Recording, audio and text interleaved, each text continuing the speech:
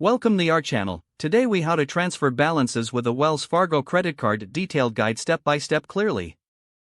To transfer balances with a Wells Fargo credit card, begin by gathering your current credit card information.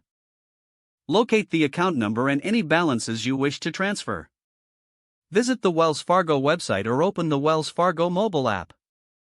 Log into your account using your username and password. Once logged in, navigate to the Account Services section. Select Balance Transfer from the available options. Read the terms and conditions carefully. If you agree, click on the Start a Balance Transfer button.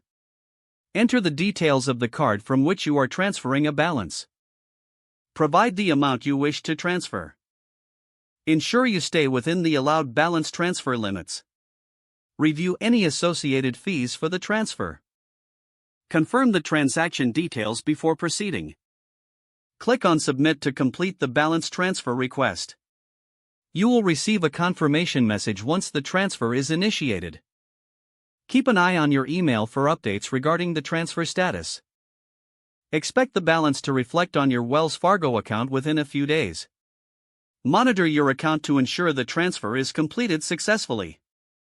If you encounter any issues, contact Wells Fargo customer service for assistance. Remember that making payments on time will help maintain your credit score. Consider your financial goals when managing any transferred balances. Stay informed about your credit card terms to avoid unnecessary fees. If the page does not load, refresh the browser or try again in a private or incognito window.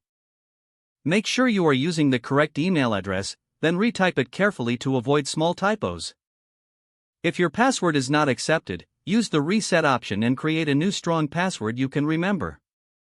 Check your spam folder for verification or security emails, then complete any requested confirmation steps. Enable two-factor authentication if available to improve account security and reduce unauthorized access risk. After signing in, review your profile details so your contact information and settings are accurate and current. Don't forget to like this video and subscribe to our channel for more step-by-step tech guides.